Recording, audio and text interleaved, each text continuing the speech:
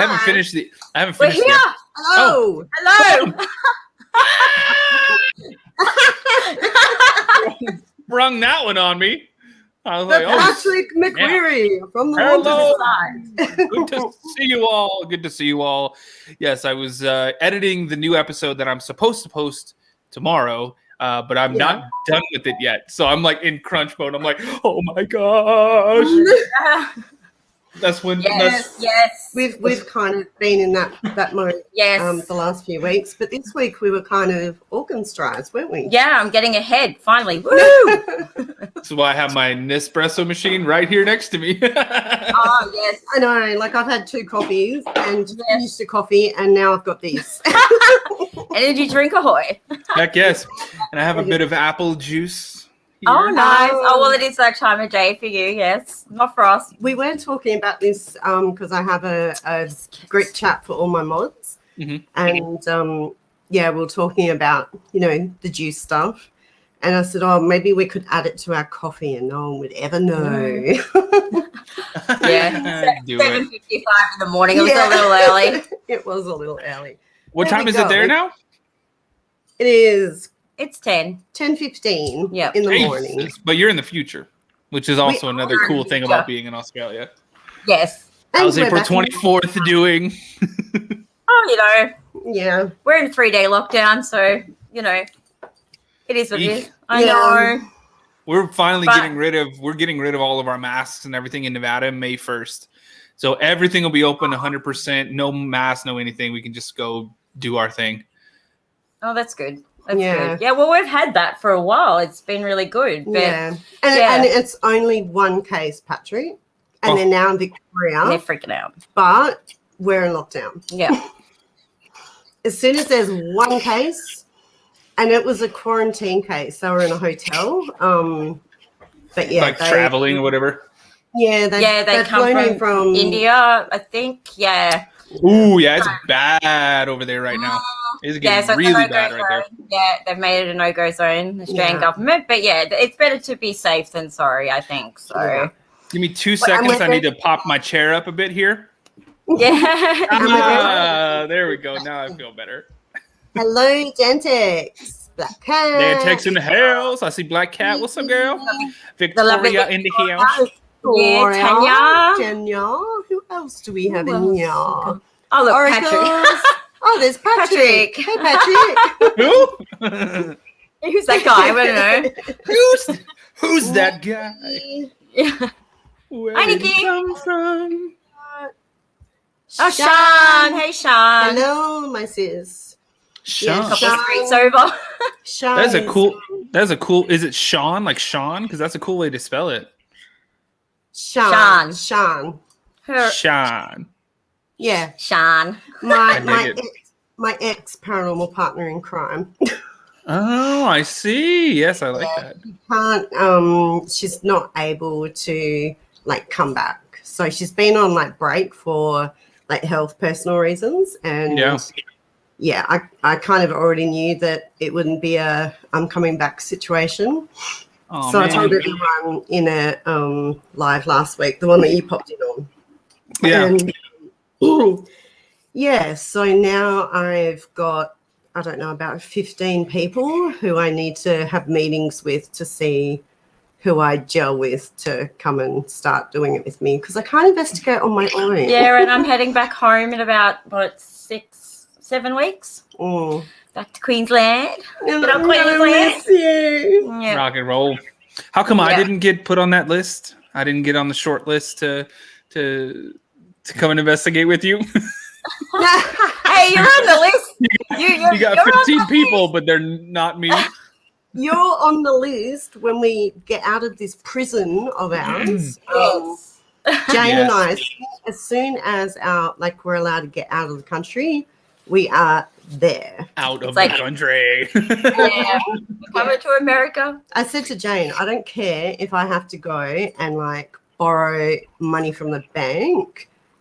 I'm coming over there as soon as possible. So you see you guys investigating all those super cool places. I'm like, oh my God, I just want to get there. We have been, I've got loads of locations, but, they're either a 12-hour drive up north or an 8-hour drive south. And I've got like York, where I did a lot of, there's that whole freaking town is haunted. Yeah. But yeah, like with quarantine, like being in and out the last few months and some other issues in the town, like, yeah, it's just been a no-go. And yeah, we found an abandoned place from, another investigator that I know. And that's the episode I'm dropping Sunday night. That's a good place. It went from like when Jane and I went there the first time, we were by ourselves, and Jay, my friend, was meant to meet us there because it's out in the middle of nowhere. Yeah. And there's some dodgy people who can hang around and stuff. So we just wanted to have a guy with us, but it ended up just being us, and the spirits did not want to come and say hi.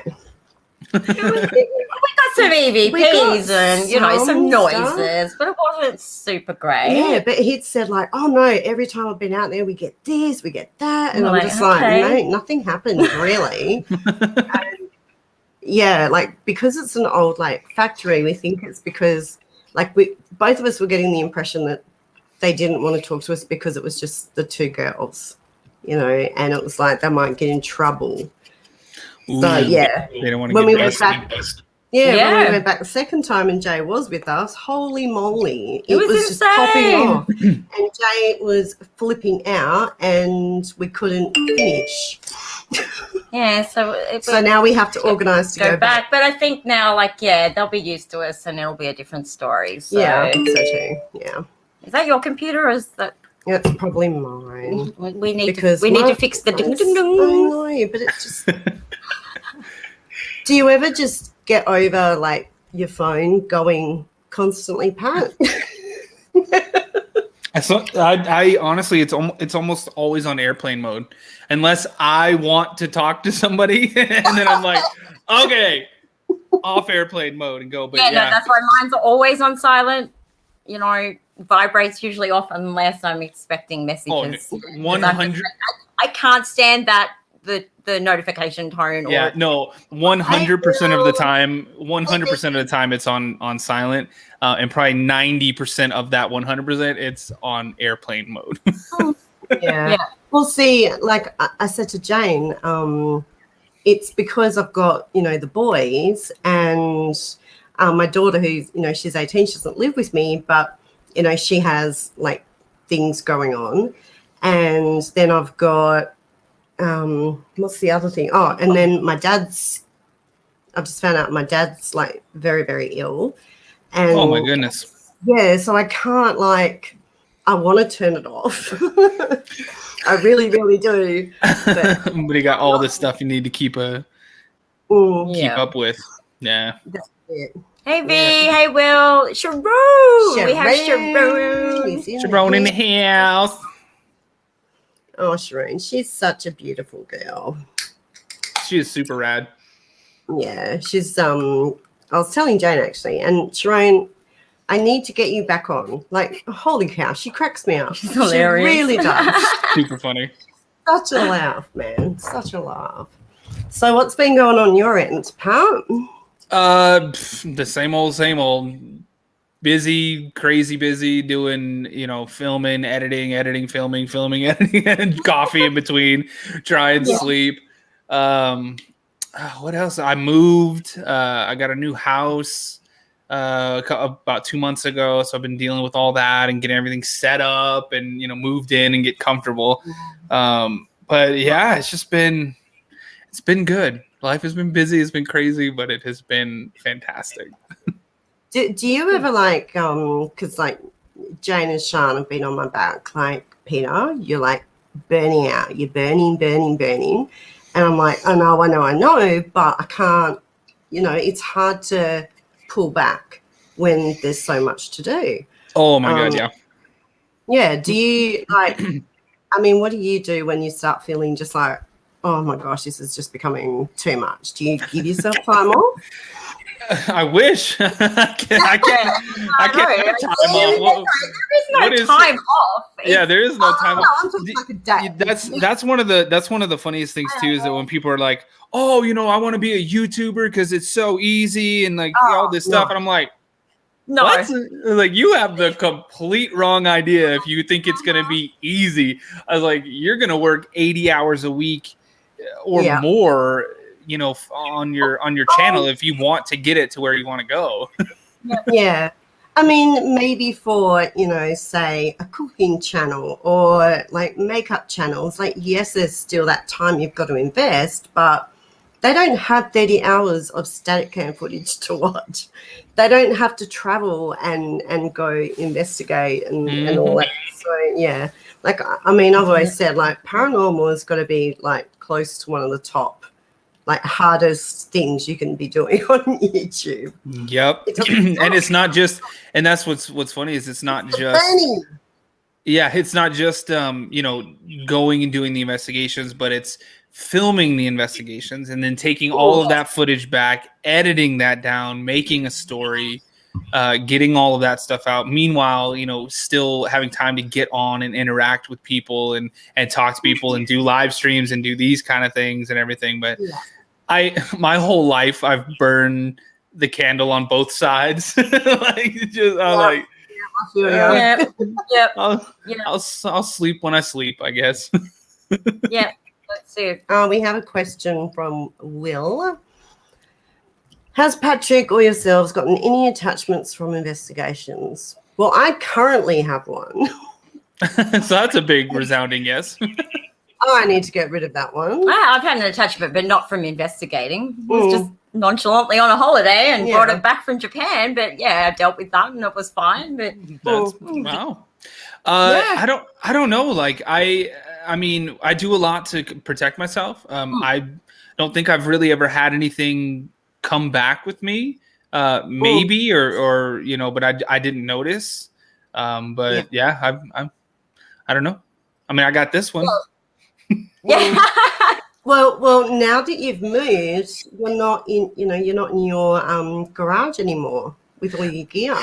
That's true. I gave up the gear garage. Now I have a much bigger garage, but I also have an editing studio. So now all the gear and everything is in here, and I can, I've got my own little space I can kind of retreat into. It's nice. Oh, that's nice. All right, so now we know whose place we're staying at when we come over. If there's an editing studio, I mean, all right. Yes. Make us a little space in the corner for us. No, that's exactly what I did. New Reality, they were here last week, and I had 2 blow-up mattresses in here, and they crashed out. They got their own bathroom and everything. So, yeah, absolutely. Oh, yeah. Sounds great. Nice. You would just invite ourselves over. And how are the boys going? They're good. Yeah. New Reality is doing great. They filmed a few episodes, I think 4 or 5 episodes when they were out here. But I joined them, at a cabin in the sky. We went up and filmed up there and I won't ruin that episode, but it was off the charts. It's like every time that I go there now, things are insane. In fact, I actually started to put together, I think I'm going to do a series called The Haunted Comstock. And I'm going to go by myself and do like a 12-hour investigation of the Donovan Mill. I'm going to do a 12-hour investigation of the Crown Point Mill, of the Cabin in the Sky. And then yesterday, I just got access to like 4 other locations. So I think we're going to film some Haunted Side episodes, but I'm also going to do like a little kind of like mini series where it's just me in like 4 of the craziest places on the Comstock. So I'm super excited for that. Are you going to like do it live or just pure filming? I might do some lives, but I want to do like a proper filming of it because I'm going to make each one a feature length movie, essentially like a documentary. So it'll be like an hour and a half, an hour 45-minute runtime of just me in the Donovan Mill. So it's gonna be cool. Awesome. Awesome. Sounds so cool. That sounds good. I'm just going to put my phone on Do Not Disturb as well. Just in case. Fairly good idea. Veronica, we should rename you Pat Solo. Yes, no, my daughter has a habit of calling me whenever I'm live. I don't know how she knows. Maybe she has notifications turned on YouTube? No, she doesn't. I mean, my kids are super supportive, but my boys know. I mean, they are, but my boys don't watch it because, well, one's 10, the other one is. Hey, Ilana. Oh, no, Ilana. God, hi. Liana. Can't even talk. Saga Electric. Hello. Do that again. Electric.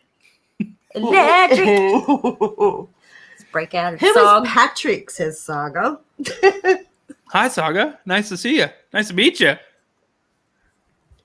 Oh, I think we had another question in there somewhere. Oh, thank you, Dan. Yes, don't forget to hit the like button. And I will put up my PayPal link if you guys want to support me and help me get to bigger and better locations. I'm banking every single donation because, yeah, like we've got Fremantle Prison here. Yeah. It's $1,100. It's massive, Patrick. $1,100 for 4 hours. That's it. That's so crazy. I know. It's Sean took me there for my birthday. Do they have any idea who you are? Obviously not. We spoke to the guy because Sean took me there for my birthday back in January. And, you know, we did one of the night tours, like torchlight ones. And I'm just looking around thinking there is no way in hell, like, I would be able to investigate this prison in 4 hours. Like, I would have to probably do one cell block for $1,100 and then rebook for the next section. For the next part. Yeah, unless I did like a live stream there, like. Yeah. It's huge, absolutely huge, but it's haunted AF. So I really want to do it, but you totally should. Saga, no, I'm not British. Patrick, I'm Texan. I'm Texan, although I live in Nevada. But I do like Nevada. I really do. I'm liking Nevada. I mean, obviously, Texas is my home. Yes. I'll always be home there, but Nevada's been fun. I definitely have some fun out here. No state income tax, no state business tax. It's nice. It's nice. That's handy. That's handy. So is family still in Texas, or are they in Nevada now as well? So I do have some family still in Texas, but my immediate family, my mom, dad, and brothers, they actually live in Oregon. Oh, okay. Well, and they need to get out of Oregon and get to Nevada. Hey, Dan. Oh, James. Saga, I'm just messing with you. She's like, "Oh, I'm so sorry." I'll take it though. I'll take British. I'm not mad at that. So hello, detective. I did a live stream. I completely forgot because what's going through my brain lately? To thank everyone for getting me to 650 subs. Oh, and now you were getting real close to this. I know. You'll be there before you guys know it for sure.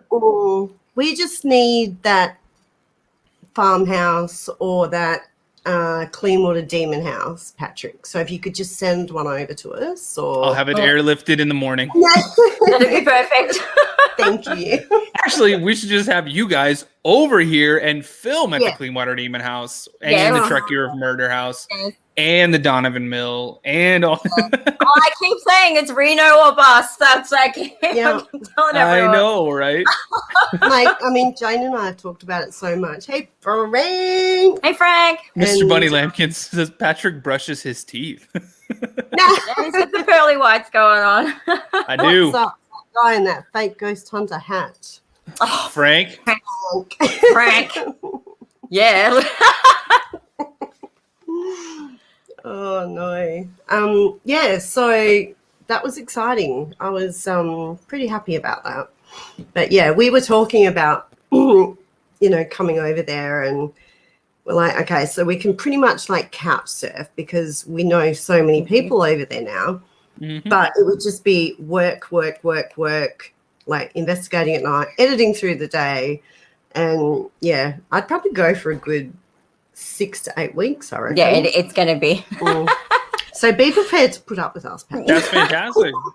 Plus, you wouldn't feel the effects of the jet lag because you would just be up all night and you'd be like, well, that's what I wanted to do anyways. I know, that's what we pretty much life anyway. It's like sleep when you can. And, yeah. You know, that's why I like living on the West Coast because when we went to Texas, it was 2 hours ahead. So when it was like 2:00 in the morning, it only felt like midnight for me. And so I was like raging, like, let's go, Jason. Woo, come on. But he's on Central Time because he lives in Oklahoma. And so he was just like, I'm tired, man. I'm like, well, let's go. Come on. Yeah. The only downside is the length of the flight. It's like a 16-hour flight. Yeah. I think in all to probably get there, it's going to be like over 24 hours. But I got this international travel. Like I'm used to international travel. So like what's the closest airport to you guys? For me, it's the Gold Coast. I can fly out of the Gold Coast or Brisbane. I've got 2 international airports, like 45 minutes each way. So I'm pretty lucky where I'm at. Us good old West Australians, we've got to fly to Sydney, which is like a 5-hour flight. And then from Sydney to LA is 14 hours. Like straight. When international flights are fully functioning, there's 2 a week direct to LA from the Gold Coast, but then there's always direct LA from Brisbane. Don't fly to LA though. Fly to San Francisco because that's only 4 hours from me. So that's closer. Like right here, $563 Brisbane to San Francisco. Ooh, how much? $563. So that's a little bit more for us because I looked at flights a couple of weeks ago to go from Sydney to, I'm pretty sure I looked at to LA to San Fran. That's probably why LA is so expensive. LA is so expensive. Yeah, I think that would make sense. But because I've already started like my passport application. I've already got mine one. Expired like 20,000 years ago. Mine's full valid, ready to go. I need to fill up more of those visa stamps. Yeah. Yes, do it. I've been missing traveling so much. Well, like the last trip to Japan was like a year and a half ago. I'm like, but like, awesome. What are your like, what are the rules in America at the moment with the virus, like with flying in and out of the country? Is it allowed? Mm-hmm. You just have to wear a mask on the planes. Yeah, so we're not letting anyone in or they're not letting us out. You know what we need to do? What? We need to fly to New Zealand and then, because we're allowed to go to New Zealand. And then go from New Zealand to San Fran. Or we just get in a freaking paddle boat. Just get my brother's yacht and just sail away. just wave at Hawaii on your way over. I keep saying that. I'm going to get my brother's yacht and just start sailing away. Do it. So I finished watching part 2 of the Shadow House this morning. That place is nuts. Pretty Oh, it's so like nasty, but it's nuts. I'm like, where's your biohazard suits? Like, you guys need the crack house vibes are so high with that place. When I got home from that investigation, I literally walked into, because coming in through the garage, the first room I get to is like my little laundry room, mud room, and I took everything off, even my shoes. I do straight into the washer, hot water, double wash. Like I do not blame you. Like I'm sitting at home watching, going, ooh, like nasty. It's so nasty. Yeah, and And trust me, it smells exactly how it looks. I can imagine. Like, you know, I've been some places like it's just like, like, no. I got like every single time you went into that room that had the bordering on the wall that said "love is" or "love always" or something. I think that's the very back room. Yeah. Oh no, that's the living room. Oh. I felt every time like you were in there. I was like, I felt gross. Like, what's crazy too is that what was crazy is that when we went there the first time, the guy who owns that property, there was a lady who was like just crashing in there, right, like a squatter. And right as we got there, she was like putting a bunch of like wood and like different things on the ground in the living room, like on top of some tin foil and some other stuff. So she was getting ready to start a fire on the living room floor of that place. What? Oh my gosh. Goodness. How did you find that location, Patrick? So I did. I went out to one of the Northern Nevada Ghost Hunter events that they were doing at the Papa's Ranch House, which is funny because it's now like 5 minutes away from my new house. It's like right down the road, but they do events there now. And I went, and the very last group was this couple. They were super nice. And he ended up he's the guy who owns that property. And so he had such a good time. It was so active. We were catching some really cool stuff. And he was like, just so you know, like, I own this property. Well, actually, it's funny. He sold it, but it's still in escrow. So technically, he still owns it for a little bit longer. But he was like, yeah, I own this property, and it has this, you know, really trash, you know, disgusting old house on it. But the people who live there saw a shadow figure in that house all the time.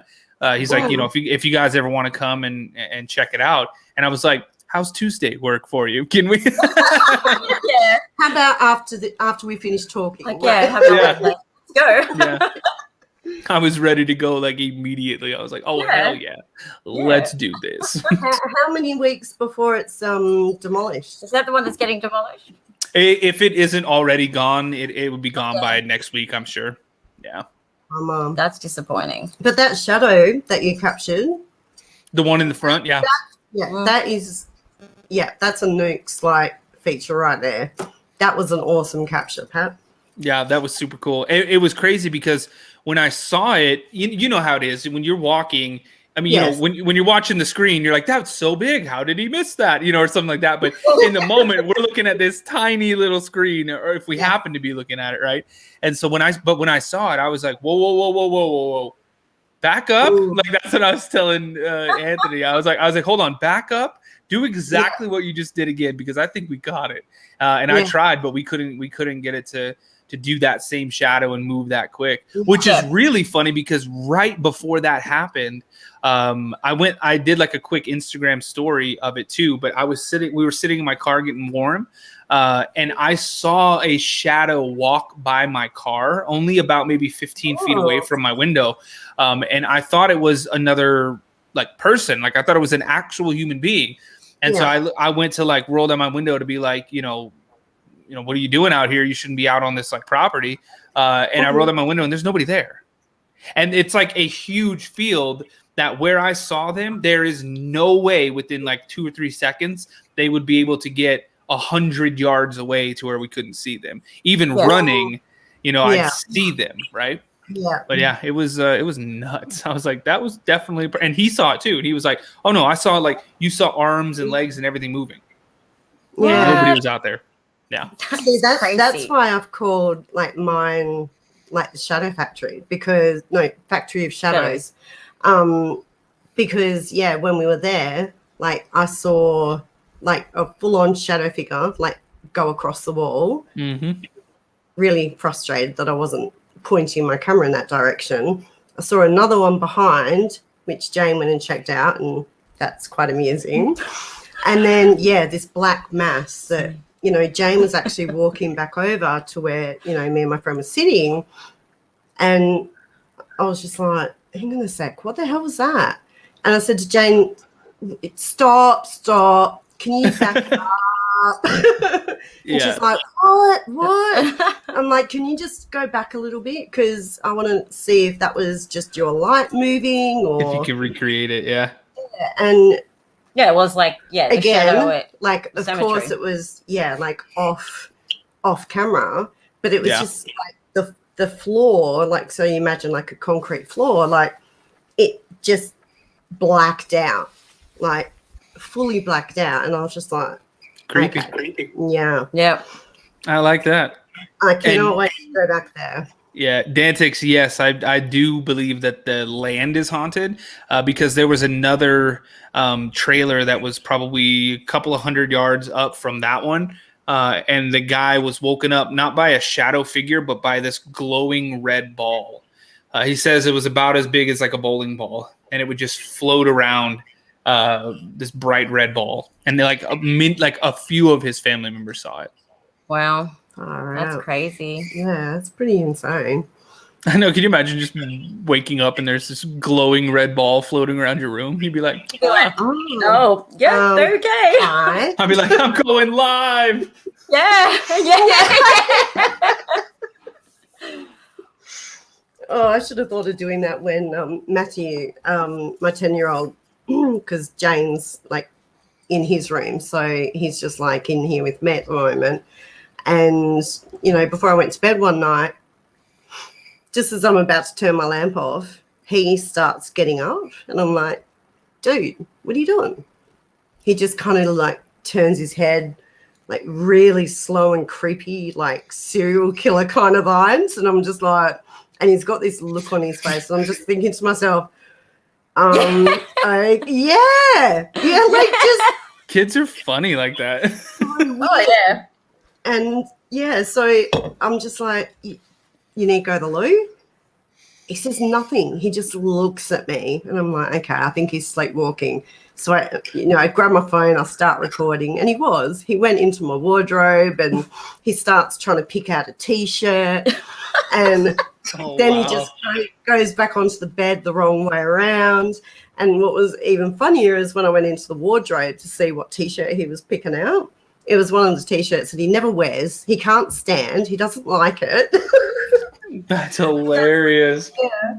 But then, and he hadn't sleepwalked in for freaking ever. And, you know, like I sleep on my back. So, you know, this is like way later in the night. And I must have just gotten the sense that something was in my room. Mm-hmm. I open my eyes, and because I'm on my back, I'm just looking like straight towards, you know, where my laptop is. And all I see is this black figure, like moving slowly across the end of my bed. Gives me a heart attack until my eyes focused and realized, freak me, Matthew. Like, he was doing it again. Yeah. And I'm just like, how is that twice in one night? Dude. Oh my God. Yeah, it's funny. This afternoon I walked out and I saw this. There was like a little gold like lock, like a master lock. And it was just hanging on the doorknob to the front door. And I was like, what the heck is this? And I'm like, Lex. And he's like, yeah, Dad. I'm like, did you hang a lock on the just doorknob? Like it's not going to do anything. He's just hanging it on the doorknob. And he's like, yes, Dad. I came to the door. I looked out the window. I saw someone look like a criminal, and I wanted to lock the door more. Oh, he's a troll! Oh my God! He said it just like that too. He's like, I saw a criminal, so I put an extra lock on the door, and I was like, okay, I'm okay with that, Lex. I'm okay with that. Yeah. He's funny. Does he want to be a ghost hunter like Dad? He does. He's in love with all things spooky. His favorite holiday is Halloween. He doesn't care about Christmas, doesn't care about his birthday. He's like, Halloween. Is it Halloween yet? Can we go to the Halloween store? That's his favorite thing. Yeah. And he your episode. Do you let him watch your episodes? Oh yeah. He'll come in too. Like I told the story on one of the other live streams that we did, but I think I was editing the Donovan Mill episode, the very first one. So this was like a year and a half ago, 2 years ago maybe. And he came in and it was on pause, but it was one of the shots of the office room where the chair moved. But it was just on pause. So it just looked like a room. Like it didn't look like anything creepy or whatever. and he just walks in and he's like, oh, look, Dad, woo, ghost, woo, and pointing at the screen. And I was like, do you see something here in this video that I don't see at the moment? But yeah, he loves it. He's all things creepy. So cool. I love him. Cool. He's adorable. Yeah, he's so funny. He's a little turd, but he's funny. Yeah. He's got a trampoline in the backyard too now, so he just like bounces on the trampoline for hours. And he's like, I need water. Yeah, he's like, Dad. I'm like, what? He goes, I need a water break. Oh, he's so cute. Oh, it's so funny. How old is he now? He's 5. He just turned 5 last month. Yeah. Oh my gosh. I grew up so quick. It's too fast. What is it with you and I? We're like saying we say the same are shit, saying the same stuff lately. We posted nearly an identical picture on IG a couple of days ago without even realizing. And Jane went to reply to a comment on my photo because she thought it was her photo. Like, what on earth? That's funny. Yeah. It's pretty amusing. Weird. So how was the how do you say it? Lavaca jail? Yeah, it's Texan, so you gotta draw those A's out. Lavaca. Lavaca. Which is funny because it's Spanish for cow, so it's Cow County. Cow County. Yeah. The cow. It was fun. It was a lot of fun. It's funny because even though the episodes are coming out now, Jason and I filmed those in, I think it was early February. So it's cool to kind of go back now and edit it up and get it out. But it's awesome. That place is crazy haunted. Yeah, like, I couldn't get over how much the REM pod was going off. Like, I think that's the most I've ever seen it go off. And mine hasn't even gone off yet. I remember watching the app and then we went on an investigation. I'm like, I wish my REM pod would just go off. Like, theirs was going crazy. I'm like, I just to see it just go boom once. I'm not even going. You're like, come on, use my energy. Just do one little beep. I know about it for so long and it just hasn't done anything yet. Yeah. I know it's crazy because we have them on investigations and for 12, 16 hours and they don't do anything. That's why when it was going crazy like that, I was like, are you serious? I was like, look at this. This is crazy. But I'm editing part 2 right now, trying to finish it. Like I said, I got to try and get it up to air tomorrow. But part 2 is even crazier. Like you haven't seen anything yet. Yeah. Awesome. I know, that's what I was like, like the medieval, like, just the bars and like, I was like, look at that. I think that's the comment on the actual video. I was like, that's not creepy enough. And there's you map spirits on the SLS, like literally hanging from the showers and the bars and like they're banging. I'm like, oh my God. That's what I mean. It was so creepy. Using my SLS. I wanted to get it out when we were at the abandoned factory, but we just didn't get the chance. Well, no, because we had to go. Well, we're going back. We've got a plan. Like, investigating on your own and like having 2 hands is very difficult. So we're going back. I need to use my baby. You can get it out next time. I have a plan. I've got the grand plan. Do it. Heck yes. So you've now changed your channel name, like your new one, to the Mystery Project. Yes. So going back to answering the question that you said earlier about getting burned out, it's funny that helps a lot. So doing more work helps me do the work that I'm already doing. Right? It's so funny. But I because that was just my channel. I had my name forever. Right? And I never really used it for anything. But then I was like, you know what? Because I was listening to a lot of those like true crime podcast kind of series things, narration stuff, and I was like, I could do that. So I was like, that would be fun. I was like, that would be fun because I like listening to that kind of stuff. So I was like, I'm gonna go check that out and check out some Reddit stories and stuff and see if I can't do it. And people seem to like it. Oh yeah. True crime's a massive like genre. Like whether it's books, YouTube, you know, it doesn't matter. You know your creepy pastas. It's massive. Like, and it has a huge fan base. Like I myself am one. Yeah, I've been into true crime for like forever. Like probably before paranormal. You know, the interest in paranormal came along. So, and, you know, this is spans decades. And Dubs is in there. One of my Dubs. Just love it. So loving what you're doing with that. Is there anything you're sort of hoping to achieve by covering like the cases that you cover? I mean, absolutely. You know, doing it is fun and doing the narration is fun. And you know, having people enjoy it and you know take away from it is great. But if somebody watching that, it somehow leads to an arrest or something being discovered, I don't know what I would do. Like I would be so overwhelmed. That's something that I did like that. That on my end, it seems so simple, could have that big of an impact on somebody else's life or a family of a victim's life is unbelievable. So are your lights meant to be flashing? Which ones? It's coming from is it coming from your screen? Maybe no, it was like your the light in your room was like it's been flickering for a while. Has it? Yeah. Really?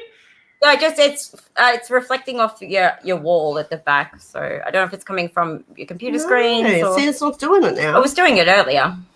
That's weird. I haven't noticed any. I mean, I have one light on and it's on. Let's go back to the attachment issue. Where's my damn K2? It's flashing now. Yeah. Where? Nuts. Yeah. Oh, okay. Hang on. Maybe it's when you're moving. I think it's maybe when you're moving. It's causing it to do it. Yeah, there we go. There we go. Like that? Yeah. Oh, yeah. I see. Yeah. It's trying to focus. Yeah. Yeah. Sorry. Continue. But yeah, no, absolutely. I think a lot. Most goals. I think with anyone with a true crime channel, you know, if they could help in even the smallest of ways, for sure. Would be fantastic. And you know, like for me, it doesn't matter how many cases I watch or listen to, every time I'm just the same, like, you sicko, like I can't believe a human being could do that to another human being. And it just it's really full on. But you brought up the Claremont case. Yes. And I have an actual personal experience with the Claremont serial killer. Oh, wow. What was his name? Bradley Edwards? Bradley Roberts. Hang on, Robert Bradley Edwards. That one. Yeah, that dude's sick. Did I say the name of that company right? Telstra? Is that right? Yes, Telstra Telecom. Yes, you did. I was very impressed. I was like, oh, yep, he's got it all right. And there's the saying in Australia about Telstra. Effing Telstra. It's not just Telstra, it's effing Telstra. Oh, they're hopeless all around. But anyway, yeah. It's funny because that's like my worst nightmare is to mispronounce something like that in one of those videos. So I was like searching YouTube videos of people saying it, and I was like, okay, Telstra. Got it. Okay. Telstra, I know, right? Telstra, mate. Next time, add the mate on the end. Yeah, Telstra, mate. Telstra, mate. Effing Telstra, mate. Yeah, so when that all started, so when Sarah went missing, I was working at the vet clinic at the time, and so we had, you know, like they had all the crime squad units like set up, and there was know, just cops everywhere. And I think it was after the third one. So it was Sarah, then Jane, then Kira, I think. Yeah, Kira was the last one. So yeah, like, and because at the time, like with Sarah and Jane, like he had, you know, they profiled him of, you know, liking a particular, you know, blonde and, you know, around this age. And I was 19 at the time, blonde hair, long. And yeah, so we, you know, had detectives come in and say, look, you know, you need to just make sure you're always aware of like anyone around you, because we'd go out and do, you know, errands for work. And, you know, like, I mean, you're not looking around looking for serial killers, are you? So, yeah, I was the one doing the banking and all that day. And he must have been like waiting like across the road, like a little bit, because as soon as like I started walking, you know, maybe 10 meters up from the clinic, you know, I just happened to glance over my shoulder. He was on the opposite side of the street, and I was just like, okay. Didn't think much of it because I thought, well, you know, it's daytime. People are going to be walking around, aren't they? And then I noticed he started picking his pace up a little bit. And I thought, oh, I've got my name badge on, so I'll just, you know, subtly remove that and just pick up my pace a little bit. And he started like matching my pace. And, you know, I went past the Bayview Club over to the post office, and I was in there for a good 20 minutes. And I thought, cool, like he won't be hanging around anymore. I didn't know that that was him. You just had a bad vibe. Yeah, and come out of the post office, and I, you know, just kind of casually look around, and I couldn't see anyone. I couldn't see him, and there were quite a few people there. So, you know, I thought, okay, cool, it's all safe. Off I go. I look over my shoulder, and he's come out of from wherever he was standing, out of view, and is starting to cross over towards where I am. And I'm just like, panic stations, you know, like, oh my gosh, type thing. And yeah, so I just like started picking the pace up like quicker and quicker and quicker. And as soon as like I went into the nearby shopping center and rounded the corner, I just bolted and just ended up at the back of a supermarket, like with the milk, and I just stayed there forever. Wow. Until, you know, I was able to get back to the clinic, and then I spent the rest of the rest of my shift, you know, talking to detectives and looking at photos and giving descriptions, statement, and all this kind of stuff. Like, yeah, just crazy. Absolutely crazy. Yeah. But yeah, like, Scary. Yeah, really want to find Sarah. That would be great. Yeah, if anyone could solve where Sarah is, and you know, if it is definitely connected to him, that would be yeah. I think that, I mean, aside from the loss of life, I mean, that was one of the saddest parts of that case, was that they noted that he was more than likely the person that had abducted her and killed her, but that he wasn't convicted of it. Because there wasn't any forensic evidence, because there wasn't a body. Yeah, so yeah. Was, you know, such strong circumstantial evidence, but it just wasn't enough to convict him of that. Yeah, it's very frustrating, very sad for her dad, who's still to this day, you know, just wants to get answers, and he's heartbroken. And like it is a case we're both very familiar with. Yeah, So. I mean, just not being able to, you know, just losing a child would be hard enough, but not being able to actually put them to rest and would have be that even closure. worse. Yeah, I can't even imagine.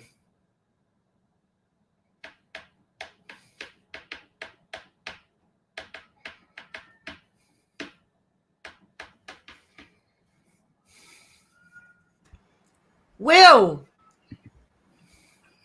hang on, we're back.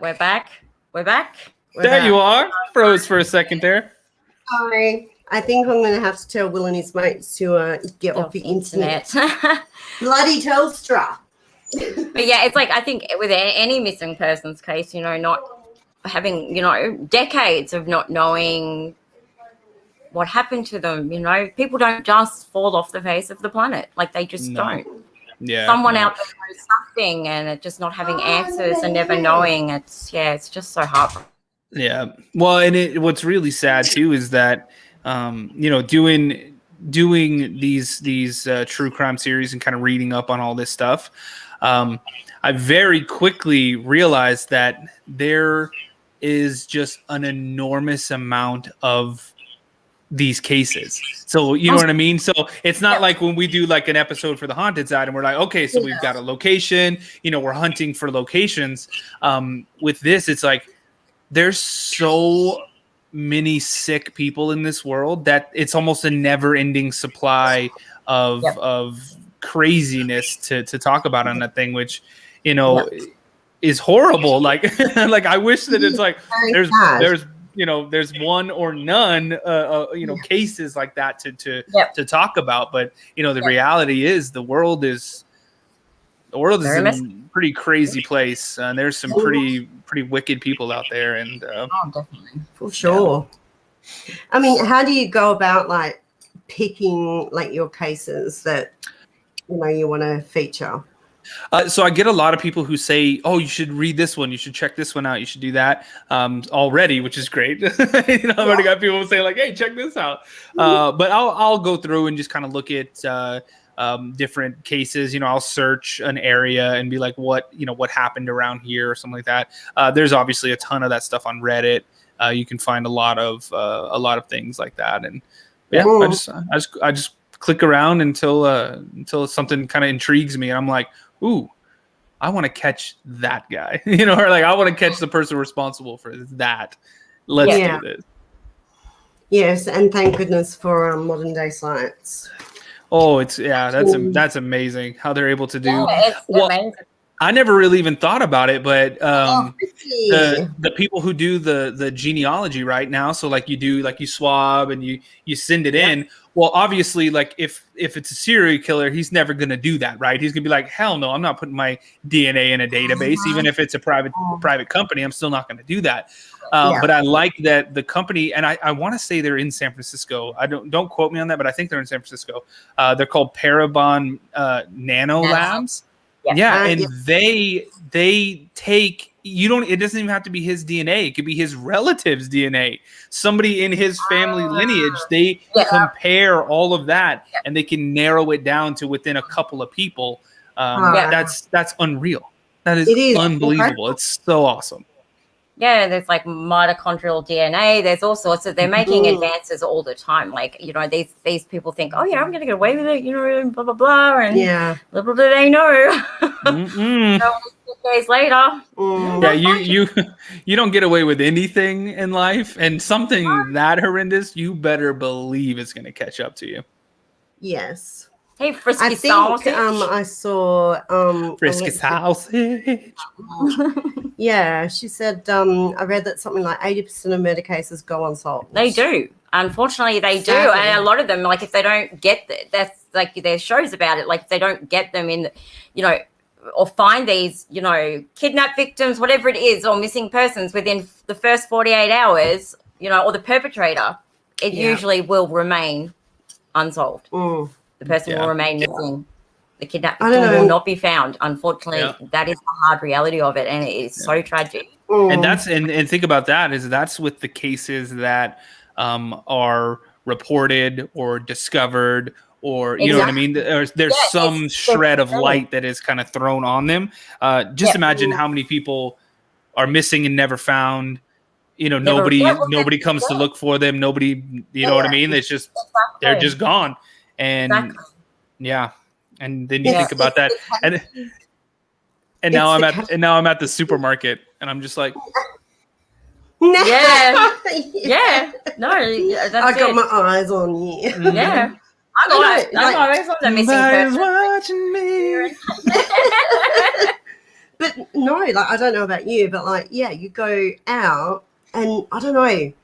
You'll just see someone, like usually a male for me, but there are some females, and you just think to yourself, that's a serial killer. I just get, I'll get bad vibes. I've had the odd occasion where I've got the really bad vibes of something, of someone. Well, and I mean, obviously you get a bad vibe from somebody and you're like, okay, yeah, I'm going to distance myself. But then imagine that you have like the Ted Bundys that you're just like, wow, that's a really nice guy. Like, I'm going to invite him over for a barbecue. And he's like, I want to barbecue you. That's what this Bradley. Yes. Well, old Nathan Edwards was, apparently he was just this super nice guy next door, used to volunteer and do all these great things, and a very quiet guy. But then, people in jail is like, he's the ultimate narcissist, very, like egotistical, very, just there's two very different sides to him. Like, And he denied. Never have picked him. I mean, he denied it all to begin with. Not me. Yeah, but I mean that's what they do. They portray themselves as this, I'm the friendly neighbor next door. Oh yeah, John Wayne Gacy was perfect, the upstanding guy of the community and in politics, and look at him. Yeah, God, crazy. Are there the child cases kill me? Those ones are tough. Yeah, I mean, killing anybody or doing anything like that, the cases, the sexual assault and all that stuff, doing anything like that to anybody is unexcusable. I mean, just absolutely horrible. But then on top of that, a child, I'm just like, oh my God. There is a special place in hell for people like that. I mean, especially if you have kids and they're, cases where, they're around the same age, it really just, it hits you. And the kid one, I mean. That's why, growing up for me, we'd go to the store and my mom had 3 boys, right? So she was just like, all right, you guys just go do your thing and meet back up at the register in 20 minutes or whatever. And I think about it and it's like nowadays, I want to be able to do that with Lex, but you can't. I mean, I see the stuff that people are doing here, in this area. There was I think I saw it on the news that there was some guy that was trying to lure this 7-year-old kid away from his dad, and the dad was in line at the grocery store, and the kid was only 2 or 3 feet behind him, and the guy was just trying to get him away enough to where he could just grab him and run. Luckily, the dad turned around and was like, "Excuse me," and chased him off or whatever. But I was like, "Geez." There was a case here. I can't remember whereabouts in Perth it was, but a father was out with his son, and this person, this guy, just comes up and tries to take him away. He's literally holding onto his child for dear life. And I'm just thinking, is this guy stupid? He's doing this in broad daylight. No, they're just mentally, probably mentally unstable, but also, and we had one recently, when the kids were in first term, someone tried to snatch, I don't know, maybe 6-7-year-old, and it was only just up from the primary school that Matthew goes to.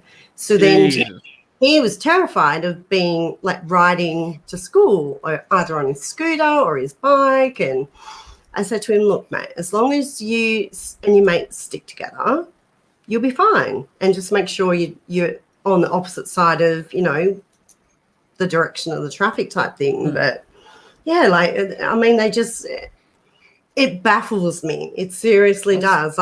They've always been around, but they just seem to be more brazen. Because I was always roaming around the bush and back streets and back roads by myself as a child.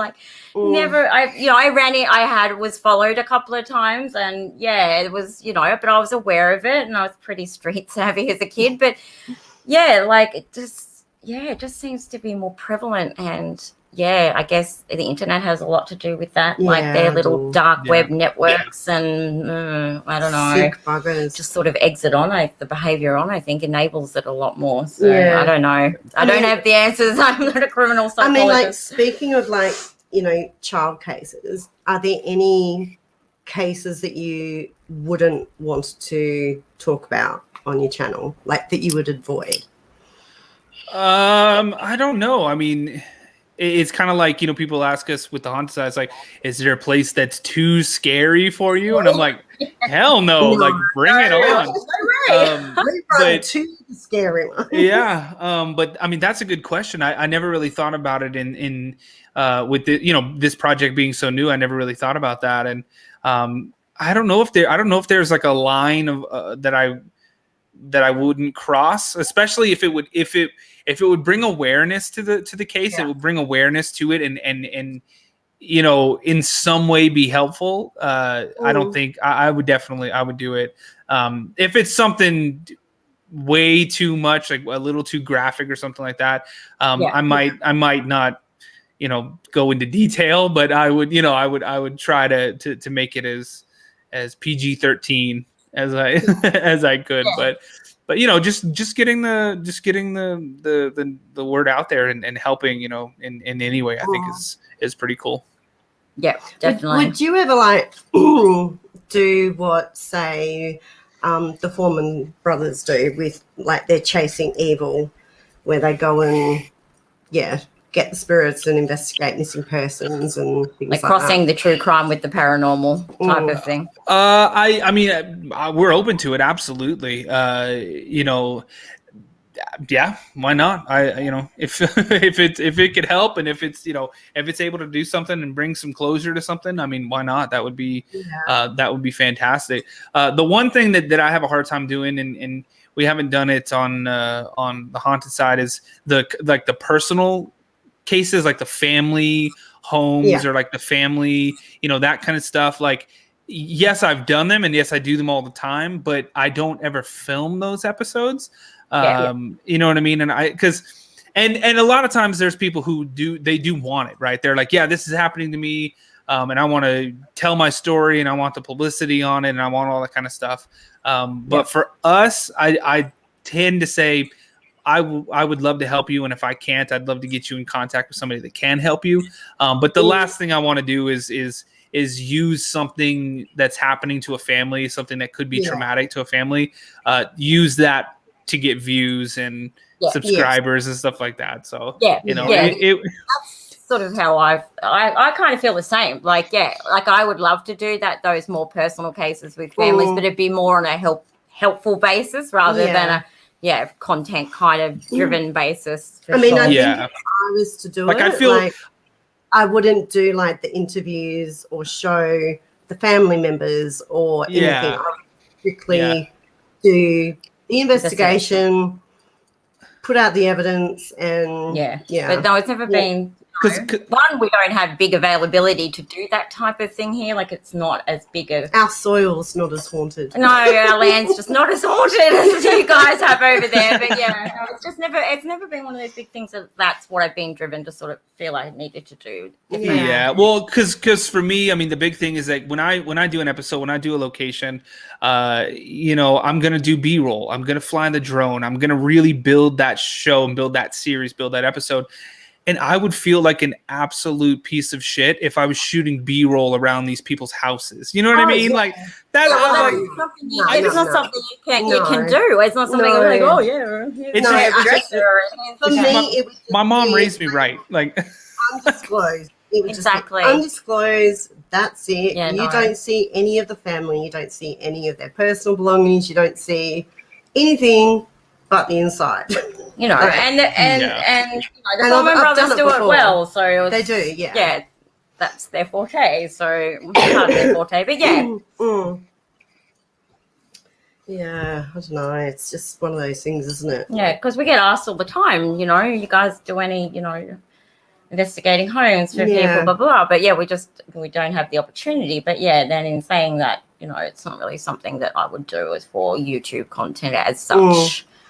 Yeah, and I think, like, for me personally, like I wouldn't even like want to do it like seriously until I had like more experience up my sleeve. Like you can't just go into someone's home, especially if they're dealing with, you know, a really kind of negative haunting. You've got no idea what you're dealing with. You don't know how to get rid of it. You don't know what to do at all. You're just basically filming and like, oh, yay, cool. We caught 30 shadow figures. Awesome. You guys have a great night. Like it, yeah. Because last thing to do is be stirring up, Yeah, you know, exactly. and leaving them with the fallout, you know, like. So, yeah, like it would be something, you know, I would consider way down the track. But, yeah. I mean, I've done it for friends and family, but, I mean, that's different. Yeah. It wasn't filmed for YouTube. Yeah, exactly. Oh, Dan said F B-roll. F your B-roll. F your B-roll. I need to get Jeremy back out on an investigation. I was just going to say, how is Mr. Jeremy? He's good. He's good. He's still living in Vegas, which it's funny because people are like, oh, you must go to Vegas all the time living in Nevada. Vegas is like almost 8 hours south of me. Right. It's a bit of a drive. But yeah, he's good. He's down there. He's working. He's doing his thing, you know, staying busy. And yeah. It's good. I don't think we'll see him on any episodes coming up, though. Oh, no, I don't think so. Everyone's like, oh, not for a while.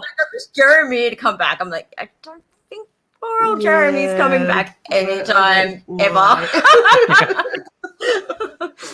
Bless him. Oh, no. He gave it a go. It's not for everyone. Well, a lot of people don't know, but we were in a band together, right? So back when I was doing the band days and we were touring all over the world, he would sometimes come out with me to these haunted locations. So when you guys saw him on the haunted side, that wasn't his first time or even his first times investigating. We did some private cases and stuff way back in the day. And he got a pretty bad like attachment, something really, really dirty. I was going to ask if he experienced that. Yeah, it was really bad. And that's why it took him that long before he was like, okay, yeah, I'll even hang out with you again, Patrick. Like when the band we kind of all went our own separate ways. I didn't hear from Jeremy for like 4 years. And then, you know, we reconnected when he was living in Seattle and I was living in Portland. And yeah, it was nuts. So did he like have to like be cleansed and stuff to get rid of it, or? Oh yeah. Wow. Yeah. I not even just cleansed, but I think it was actually classified as an exorcism. Oh wow. Damn. So yeah, it was gnarly. Far out. Yeah, that's crazy. Far out. See, we don't have that even over here. Like, which priests have you heard of doing an exorcism in Australia? Oh, there will be some ordained priests within the Catholic Church that would know how to do that, but you'd have to go to Melbourne or Sydney. That you wouldn't just, rock. Yeah. I don't think that, there'd be a couple, but yeah, it's not something that's probably widely spoken about once again, because their attitude over here to the paranormal is so very strange. It's very like it doesn't bloody exist, or we don't talk about that type of stuff here. You're a weirdo. It's weird. They think we're weirdos. Yes. See, we're investigating tonight, and I said to Jane, "Oh, should we go out during lockdown?"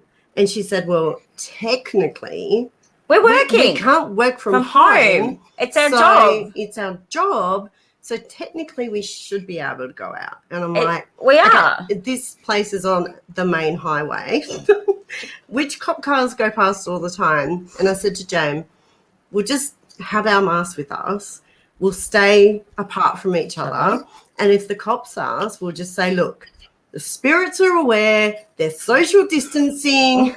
We're social distancing. What's the problem, officer?" So yeah, we decided, let's go. Because you're allowed to go to work. Yeah, we're working. It was no different when I was in lockdown in Brisbane. I went and investigated. We went out and investigated. We were working. We couldn't do it from home. And I said to Jane, like it is on a main highway, we were going to be going extra late, right? And I said, well, it's kind of perfect timing because there's not going to be anyone around. Everyone's going to be home. You won't see that much. Like our long Anzac Day long weekend. So a lot of people were put out about going into quarantine again. And I had Victoria says she'll PayPal the bail.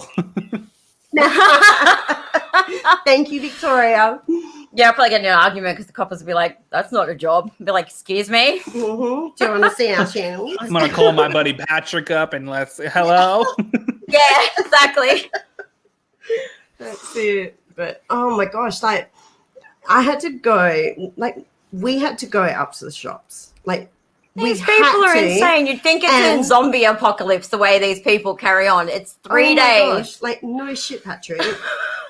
It had only been announced maybe 35 minutes prior, and car park full.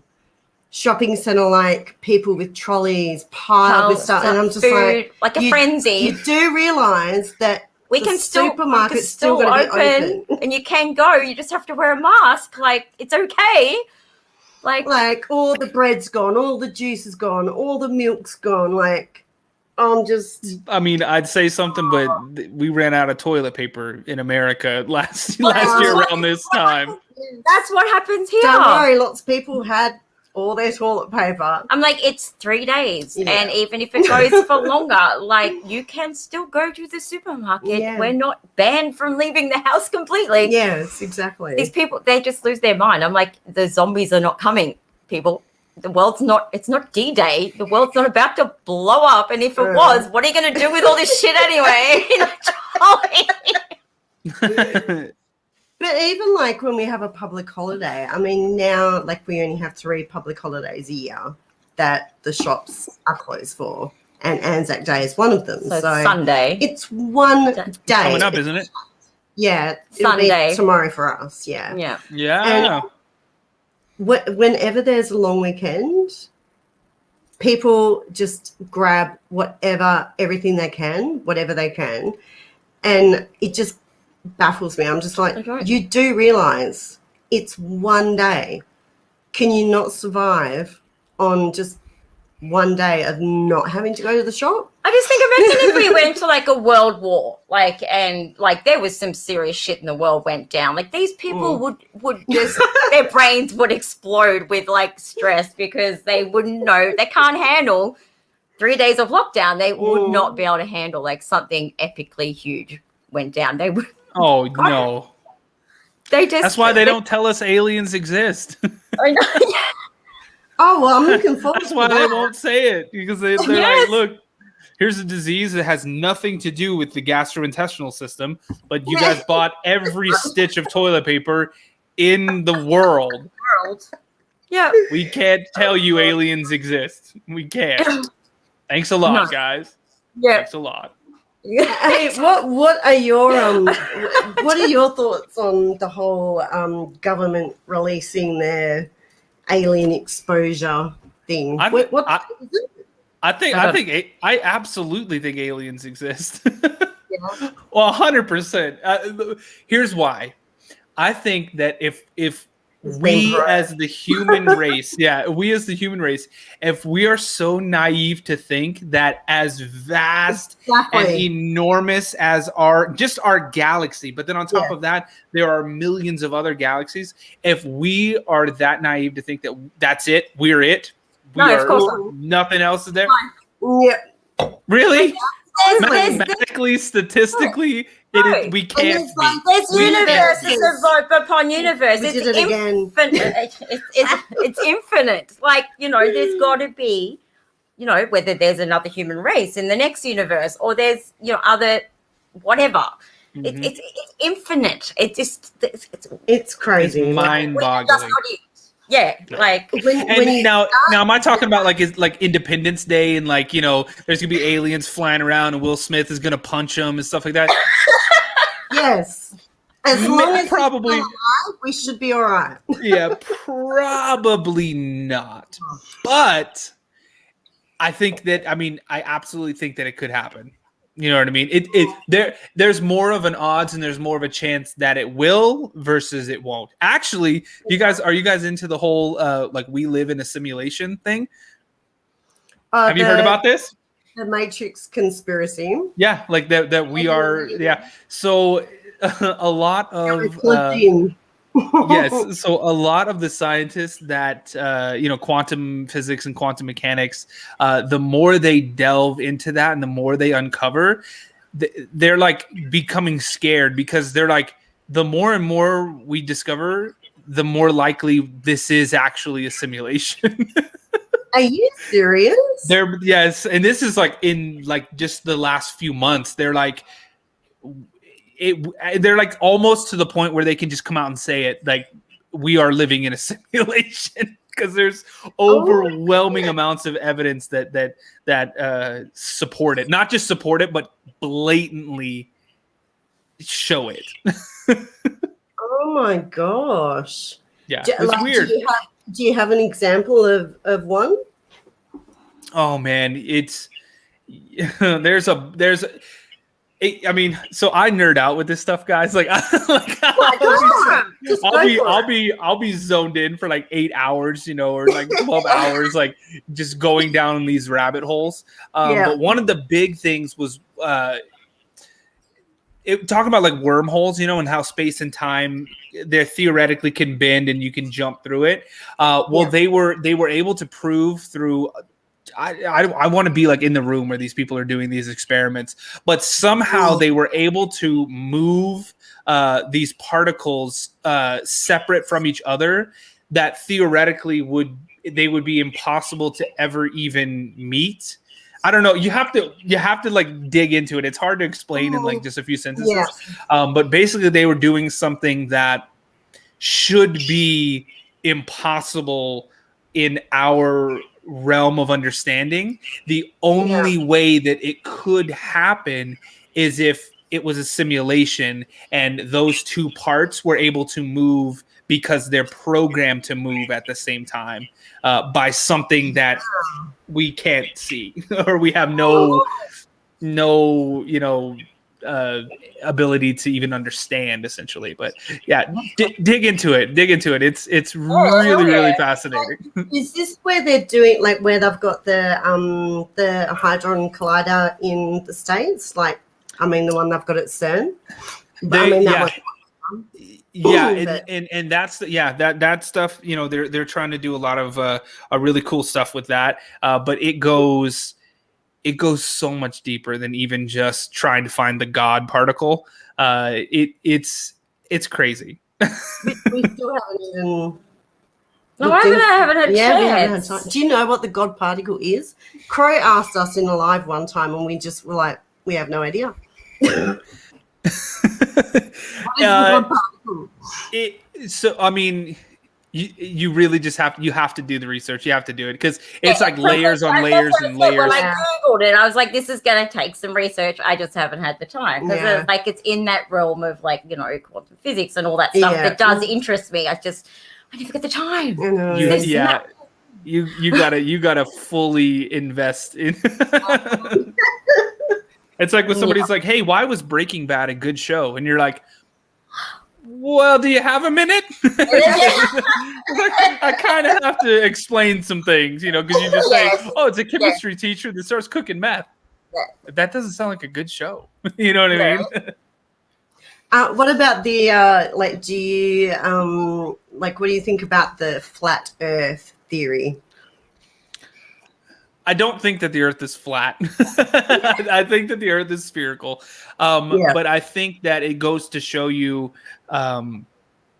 how different people think. How different people are in this world, and how we're all programmed so differently. But that some people can just dive headfirst into something like that. Versus, I mean, look at us. Like, we talk to dead people on camera, right? You know, so you talk to some people. Normal, you talk to some people and you're like, oh, this guy thinks the earth is flat. It's like, well, these guys think they're talking to dead people. You know what I mean? Like there's a lot of stuff that goes on, but which is weird. So for us, like we capture all this evidence and we show all this stuff, and we're like, look at this. Like, I'm not saying it's a dead person, but it's weird. Look at this. I can't explain it. That's exactly what the flat Earth people are doing. They're like, well, there's no flights that go over Antarctica, right? Like, there's no flight paths to do that. And, you know, they do all this stuff where they try to, you know, show that the Earth is flat. And you're just like, do you, boo-boo? Exactly. Like, I mean, each to their own. It's like the Game of Thrones, the Great Wall of Antarctic ice that's holding all the water into the world. That one gets me. Like, fun fact about me: I have never watched Game of Thrones. Patrick, neither have I. I have not seen one episode of Game of Thrones. Oh my goodness. I think I've seen 1.5, but I don't get time. I don't. Oh, I didn't. I watched all this before I started. It's an awesome show. No, I'm watching true crime. I'm watching the paranormal. I'm just busy doing this. I've also never seen Harry Potter. Oh, Patrick. Lex is missing out. Like, he's depriving him of his childhood. Patrick. I have seen. He doesn't like that stuff. I got him Disney Plus, and he's like, no, I'm watching, you know, people cut open Woody dolls at 3 a.m., you know. I'm like, what? Oh, bless. All right. Yeah, mine's my 10-year-old, he's into creating games on Roblox. Yeah, so he's now he doesn't do that, but he watches the people do that. That's his jam. Well, he's only just started doing it, but yeah, he's created like about 5 games now, and I'm like, okay, well, that kind of is a little bit more productive than just sitting there playing a game. At least you're, you know, like trying to create something. But it's funny because when I'm editing, he'll grab, you know, my other laptop and he'll sit down and he'll be like, oh, I'm editing. And I said, oh, what are you editing over there? He's like, oh, I'm editing my game. I'm like, oh, okay, so you're editing like Mum. He's like, yeah, we'll edit together. And I'm like, okay then. It's very cute. He does take a lot of pride in his building his games. That's super cool. Yes, my boys are Mummy's boys for sure. See, what's crazy too is that Lex, he really likes he watches a lot of videos on like the animatronics, like the Halloween animatronics, and he even says that he's like, Dad, I want to make animatronics. I'm like, yes, Matty does. And he was saying that when he was like 3.5, 4 years old. I'm like, you want to what? I was like, what the hell? I'm like on Google, animatronic. What the hell is that? And I'm like, oh, you mean it's like a damn robot thingy. Yeah, all right. 5 Nights at Freddy's. Yeah. But no, Matthew's been drawing them. So he, cool. You know, like there's, you know, channels on YouTube that, you know, they actually go step by step on how to draw each section, right? And I remember when he bought me the first drawing, and I was just like, who did that? And he said, I did. And I was like, what the hell? Like, it was so flipping good. And I said to him, oh, did you like copy that from someone? And he said, well, yeah, but like I watched a video and it just shows you like, okay, well, this is how you do this part and this is how you do this part. And so like I've got all these bloody pages and pages of different animatronics that he's drawn. And yeah, it's crazy. That is so cool though. Very cute. All these talented little kids. I know, they're crazy. I think Jane's looking forward to getting home to some peace and quiet, aren't you? Yes and no. Like, I'm missing my fur babies, but yes. You know, it's, yeah. Yes. And my bed, but yeah, I will miss it. Yeah, she gets the noise cancelling headphones on. If like Maddie's got mates over or Will's got half the neighbourhood here, and it's like, and I'm like, Jane, thinking, where the hell is she? Jane, no answer. Then I go to her room and she's got the headphones on. It's not usually editing. It'd be different if it was my kids, but when someone else is there running around screaming, I'm just like, They're supposed to be your adopted children. Well, they are. They are. I love them. So where are you investigating next, Pat? Let me think. I don't think we have anything on the books right now that we're going to be investigating. But we have. I've got a few things kind of in the works. That haunted Comstock, I think, is probably going to be the next thing that I start to edit. But as it is right now, I've got 6 or 8, maybe 8 episodes that I need to edit. That I've already got filmed. I've already got right back here ready to go. Well, that's what Shadow and I would do. Like we would, like film a bunch of locations and then have a break, and we'd just go into editing mode. Yeah. Speaking of which, I might have to jump off here in a bit because it's almost 9. Yes, I was just looking at the time. I need to finish editing. We've got editing to do and then an investigation to get to. So yes, for us as well. Yes, the struggle is real. Thank you for having me on, though. I appreciate it. You're welcome. Hey, thank you for coming on. Thank you for coming on. Yes. Anytime. Yeah, my pleasure.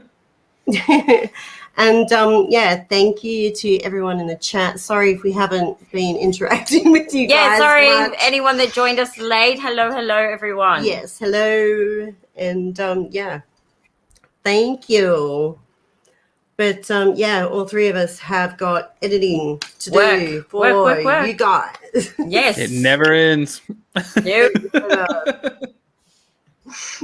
All right, so I'm going to end it, guys. And everyone have a good evening, day, whatever it is for you. And we shall see you on the next live or in the premiere of the episodes. Absolutely. All right. Bye, see guys. you guys.